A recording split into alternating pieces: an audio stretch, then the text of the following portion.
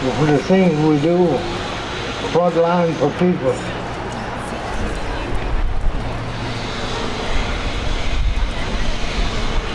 There's a few other things I was going to talk about, but I sort of forgot. Thank you. Here in Vancouver, I'd also like to start out by thanking the Coast Salish people for welcoming us here. I think it's really appropriate that we started today with the real national anthem of this land, the nature song, Chief Dan George. So thanks to the Squamish, the Tsleil-Waututh, Musqueam people for having us here on this land. You know, as a white guy, a settler, a colonist on this land, I feel like, you know, there's truth to the fact that if this can happen to Leonard, it can happen to anybody. But I also think that there's a special responsibility that we have as the white people in this land, the colonists, the people who, you know, I think have a different set of rights that apply to us than apply to everybody else. You know, who have extra responsibility because of our privilege to really stand up for justice when justice isn't being met. Because injustice for one is really injustice for all. And I think, you know, it's up to us to talk to our friends and our neighbors and talk to our community and say, this is just not right. You know, Leonard's been in jail longer than I've been alive. And that really sits with me because I know that this man's innocent. You know, even the judge who signed his extradition papers is saying that he should be pardoned. And, you know, and more than one president now has talked about how he should be pardoned. And right now, on this weekend, the President of the United States has the ability, with the stroke of a pen, to release a man who's been illegally imprisoned for longer than I've been alive. And it drives me nuts. It makes me really angry that I think that might not happen, simply because of politics. You know, it's got nothing to do with justice. It's got everything to do with politics, and that's just not right. And it touches my heart to know that there's people all over the world today who are calling for Leonard to be released. And I want to thank you, and I want to thank everybody else who's standing up for what's right, even when it's difficult, even when it's cold, even when some people don't understand or don't believe or think it's impossible. Because, you know, if we give up on Leonard, if we give up on justice, then what hope do we really have? So I think that's all I have to say. I just want to say thank you all very much for being here, and you know, free Leonard Peltier. Thank you for the invitation. Oh, I know we're really cold here, but I keep thinking that this cold, it's just momentary cold that we're experiencing, is nothing to the 36 years that Leonard Peltier is enduring. Thank you for the invitation. Thank you.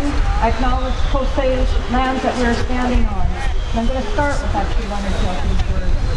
Silence, they say, is the voice of complicity.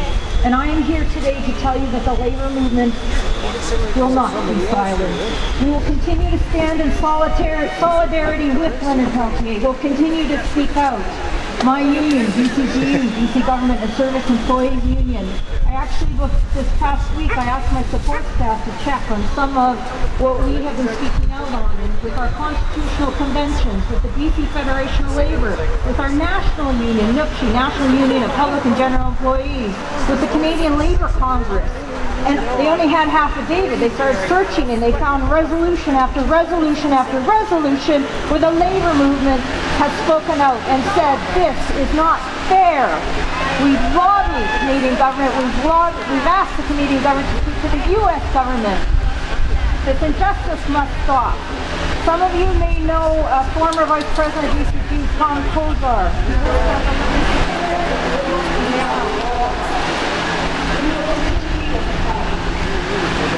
All of the brothers and sisters from all of the nations, from our great island that we're given here, that have gone ahead of us in this struggle, and there's many, and all of the people that participated in the many struggles before 1976 and everything that happened after. Here in British Columbia, there was a lot of actions done by a lot of the nations. We have the Lilwat and Mount Currie. We have the Shuswap people, the Shwapmuk people from Chase, and many other nations, the Chilcotins in the north. I'd like to acknowledge everybody that had a hand in trying to achieve justice, trying to put that sacred circle back together. I would like to acknowledge all of our brothers and sisters in the South that died, fought and died for the very thing that we're all standing here for again. Leonard was a symbol and is always going to be a symbol of the brave resistance that people have put up on the many fronts. And a lot of those people are no longer with us. A lot of those people have gone ahead of us. I myself, I wasn't even 20 years old 36 years ago. We went over to the Friendship Center over in Kitsilano. We took the Friendship Center and we set up AIM headquarters, Leonard Peltier Defense Committee. We marched across the Burrard Bridge every day to the courthouse over here, which is the library now, and we rallied there. A lot of those people are no longer with us. I see a few in the crowd here. There is a few left. But I'd like to say the struggle continues on many fronts. Right now we're going through a court case with the Dennis Utlene in Cold Lake, Alberta, where we had posters up for freeing Leonard in our struggles, like the many we have all over Turtle Island.